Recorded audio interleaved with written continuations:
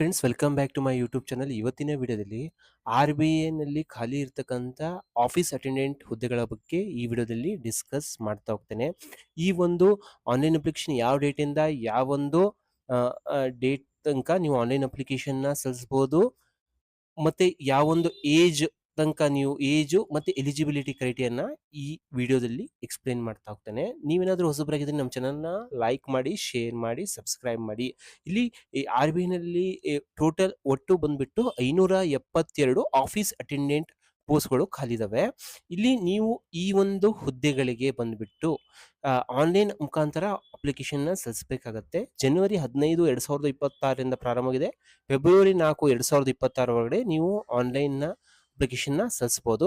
ಇಲ್ಲಿ ಫೀಸ್ನ ಬಂದ್ಬಿಟ್ಟು ಜನವರಿ 15ರಿಂದ ಫೆಬ್ರವರಿ 4 ಒಳಗಡೆ ಪೇಮೆಂಟ್ ಮಾಡಬೇಕಾಗತ್ತೆ. ನಿಮಗೆ ಈ ಆನ್ಲೈನ್ ಈ ಪೋಸ್ಟ್ ಅಟೆಂಡೆಂಟ್ ಹುದ್ದೆಗಳಿಗೆ ಅಪ್ಲಿಕೇಶನ್ ಸಲ್ಲಿಸಿದಾಗ ಈ ಆನ್ಲೈನ್ ಎಕ್ಸಾಮ್ನ ಬಂದ್ಬಿಟ್ಟು ಫೆಬ್ರವರಿ 28ರಿಂದ ಮಾರ್ಚ್ 1, 2026 ಒಳಗೆ ನಿಮಗೆ ಎಕ್ಸಾಮ್ ಮಾಡ್ತಾ ಹೋಗ್ತಾರೆ. ಇಲ್ಲಿ ಯಾವೊಂದು ಟೋಟಲ್ ನಾನು 572 ವೇಕೆನ್ಸೀಸ್ ಇದಾವೆ ಅಂತ ಹೇಳಿದೆ.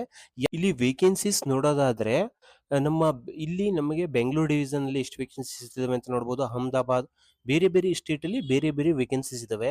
ಹಾಗೆ ಎಸ್ ಸಿ ನವರಿಗೆ ಎಷ್ಟಿದೆ, ಎಸ್ ಟಿ ನವರಿಗೆ, ಒ ಬಿ ಎಸ್ ಸಿ ನವರಿಗೆ ಎಷ್ಟಿದೆ, ಇವೆಲ್ಲ ನೀವು ನೋಡ್ಕೊ. ಪಿ ಡಬ್ಲ್ಯೂ ಡಿ ಕ್ಯಾಂಡಿಡೇಟ್ಸ್ ಗಳಿಗೆ ಎಷ್ಟಿದೆ ಅಂತ ಇವೆಲ್ಲ ನೋಡ್ಬೋದು. ಟೋಟಲ್ ಬಂದ್ಬಿಟ್ಟು 572 ಪೋಸ್ಟ್ಗಳು ಏನು ಖಾಲಿ ಇದಾವೆ. ಬೆಂಗಳೂರಲ್ಲಿ ಬಂದ್ರೆ ನೋಡ್ರಿ, ಇಲ್ಲಿ ಟೋಟಲ್ 16 ಇದಾವೆ. ಇಲ್ಲಿ ಪಿ ಡಬ್ಲ್ಯೂ ಡಿ ಮತ್ತೆ ಎಕ್ಸ್ ಸರ್ವಿಸ್ ಮ್ಯಾನ್ ನೋಡಿದ್ರೆ ಇಲ್ಲಿ 3 ಪೋಸ್ಟ್ಗಳೇನು ಖಾಲಿ ಇದಾವೆ. ಇದು ಈ ಒಂದು ಹುದ್ದೆಗಳಿಗೆ ನೀವು ಬಂದ್ಬಿಟ್ಟು 10th ಪಾಸ್ ಆದವರು ಮಾತ್ರ, 10th ಪಾಸ್ ಆದವರು ಅಪ್ಲೈ ಮಾಡಬಹುದು. ಇಲ್ಲಿ ಡಿಗ್ರಿ ಆದವರು ಎಲ್ಲ ಅಪ್ಲೈ ಮಾಡೋ ಹಾಗಿಲ್ಲ. ಪಿ ಡಬ್ಲ್ಯೂ ಡಿ ಕ್ಯಾಂಡಿಡೇಟ್ಸಿಗೆ ಮತ್ತೆ ಎಕ್ಸ್ ಸರ್ವಿಸ್ ಮೆನ್ ಅವರಿಗೆ ಎಲ್ಲ ಏನಂತಂದ್ರೆ ರಿಸರ್ವೇಶನ್ ಇರುತ್ತೆ ಅವರಿಗೆಲ್ಲ.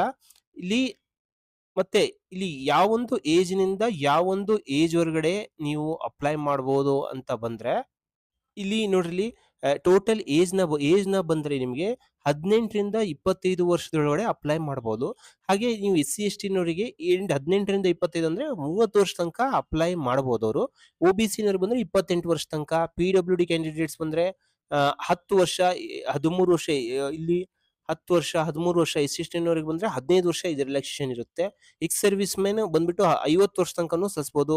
ವಿಡೋಸ್, ಡೈವರ್ಸ್ಡ್ ವುಮನ್ ಇದ್ರೆ 35 ವರ್ಷ. ಎಸ್ ಸಿ ಎಸ್ ಟಿ ಬಂದ್ರೆ 40 ವರ್ಷ ತನಕನೂ ಅವರಿಗೆ ಏಜ್ ರಿಲ್ಯಾಕ್ಸೇಷನ್ ಎಲ್ಲ ಇರುತ್ತೆ.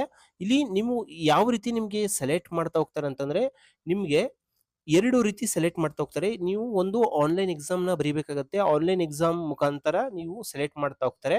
ಆನ್ಲೈನ್ ಎಕ್ಸಾಮ್ ನ ಪಾಸ್ ಮಾಡಿದಾಗ ಇಲ್ಲಿ ಲ್ಯಾಂಗ್ವೇಜ್ ಪ್ರೊಫಿಷಿಯನ್ಸಿ ಟೆಸ್ಟ್, ಈ ಎರಡೂ ಕ್ವಾಲಿಫೈ ಮಾಡಬೇಕಾಗತ್ತೆ. ಇಲ್ಲಿ ಆನ್ಲೈನ್ ಟೆಸ್ಟ್ ಯಾವ ರೀತಿ ಇರುತ್ತೆ ಅಂತ ನೋಡಿದ್ರೆ, ನೀವು ರೀಸನಿಂದ ಬಂದ್ಬಿಟ್ಟು 30 ಕ್ವಶನ್ಸ್ ಇರುತ್ತೆ, 30 ಮಾರ್ಕ್ಸ್ ಇರುತ್ತೆ. ಜನರಲ್ ಇಂಗ್ಲಿಷ್ ನ ಬಂದ್ಬಿಟ್ಟು 30 ಕ್ವಶನ್ಸ್ 30 ಮಾರ್ಕ್ಸ್ ಇರುತ್ತೆ. ಜನರಲ್ ಅವೇರ್ನೆಸ್ ಬಗ್ಗೆ ಬಂದ್ಬಿಟ್ಟು 30 ಕ್ವಶನ್ಸ್ 30 ಮಾರ್ಕ್ಸ್ ಇರುತ್ತೆ. ನ್ಯೂಮರಿಕಲ್ ಎಬಿಲಿಟಿ ಬಂದ್ಬಿಟ್ಟು 30 ಕ್ವಶನ್ಸ್ 30 ಮಾರ್ಕ್ಸ್ ಇರುತ್ತೆ. ಟೋಟಲ್ 120 ಕ್ವಶನ್ಸ್ 120 ಮಾರ್ಕ್ಸ್ ಇರುತ್ತೆ. 90 ನಿಮಿಷಗಳ ಕಾಲ ಎಕ್ಸಾಮ್ ಮಾಡ್ತಾ ಹೋಗ್ತಾರೆ ಆನ್ಲೈನ್ ಎಕ್ಸಾಮ್ ನ. ಅಂದ್ರೆ 1.5 ಗಂಟೆ.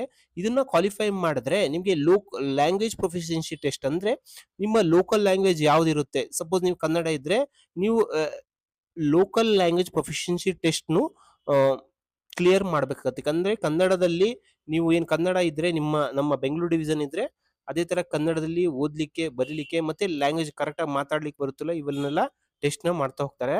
ಇಲ್ಲಿ ಫೀಸ್ ನ ಬಂದ್ರೆ ನಿಮ್ಗೆ ಪೇ ಸ್ಕೇಲ್ ನ ಬಂದ್ರೆ ನಿಮಗೆ 24,250 ರೂಪಾಯಿಂದ ಟೋಟಲ್ 48,029 ರೂಪಾಯಿ ತನಕ ನಿಮ್ಗೆ ಪೇನ ಕೊಡ್ತಾ ಹೋಗ್ತಾರೆ. ಇಲ್ಲಿ ಇಲ್ಲಿ ಫೀಸ್ ನ ಬಂದ್ರೆ ನಿಮಗೆ S C S T, P W D, ex service man ಬಂದ್ರೆ ಬರೀ 50 ರೂಪಾಯಿ ಪ್ಲಸ್ ಜಿ ಎಸ್ ಟಿ ನ ಆನ್ಲೈನ್ ಮುಖಾಂತರ ಪೇಮೆಂಟ್ ಮಾಡಬೇಕಾಗುತ್ತೆ ಆನ್ಲೈನ್ ಅಪ್ಲಿಕೇಶನ್ ತುಂಬಿದಾಗ. ಜನರಲ್ಲು, O B C, E W S ಬಂದ್ರೆ ಅವರಿಗೆ 450 ರೂಪಾಯಿ ಪ್ಲಸ್ 18% ಜಿ ಎಸ್ ಟಿ ನ ಏನು ಆನ್ಲೈನ್ ಫೀನ ಪೇಮೆಂಟ್ ಮಾಡಬೇಕಾಗತ್ತೆ. ಈ ಲೋಕಲ್ ಲ್ಯಾಂಗ್ವೇಜ್ ಪ್ರೊಫಿಷಿಯನ್ಸಿ ಟೆಸ್ಟ್ ಹೇಳ್ದಂಗೆ ನಮ್ಮ ಬೆಂಗಳೂರು ಡಿವಿಷನ್ಗೆ ಕನ್ನಡ ಬರ್ತಾ ಹೋಗುತ್ತೆ. ಹಾಗಾಗಿ Kannada local language proficiency test ನ ಮಾಡ್ತಾ ಹೋಗ್ತಾರೆ.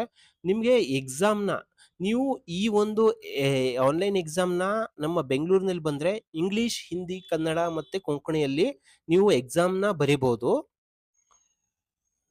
ಇಲ್ಲಿ ಎಕ್ಸಾಮ್ ಸೆಂಟರ್ ನ ಬಂದ್ರೆ ನಮ್ಮ ಬೆಂಗಳೂರಲ್ಲಿ, ಬೆಂಗಳೂರು ನೋಡ್ಕೊಂಡ್ರೆ ಯಾವೊಂದು ಬೆಂಗಳೂರು ಬಂದ್ರೆ ನಿಮ್ಗೆ ಯಾವೊಂದು ಈ ಎಕ್ಸಾಮ್ ಸೆಂಟರ್ ಇದೆ ಅಂತ ತೋರಿಸ್ತಾ ಹೋಗುತ್ತೆ. ಇಲ್ಲಿ ಕರ್ನಾಟಕ ಬಂದ್ರೆ ಬೆಂಗಳೂರು, ಬೆಳಗಾವಿ, ಕಲಬುರಗಿ, ಹುಬ್ಬಳ್ಳಿ, ಮಂಗಳೂರು, ಶಿವಮೊಗ್ಗ, ಮೈಸೂರು, ಶಿವಮೊಗ್ಗ, ಉಡುಪಿಯಲ್ಲಿ ನಿಮ್ಗೆ ಎಕ್ಸಾಮ್ ಮಾಡ್ತಾ ಹೋಗ್ತಾರೆ. ಈ ವಿಡಿಯೋ ನಿಮ್ಗೆ ಇಷ್ಟವಾದಲ್ಲಿ ನಮ್ಮ ಚಾನೆಲ್ನ ಲೈಕ್ ಮಾಡಿ, ಶೇರ್ ಮಾಡಿ, ಸಬ್ಸ್ಕ್ರೈಬ್ ಮಾಡಿ. Thank you.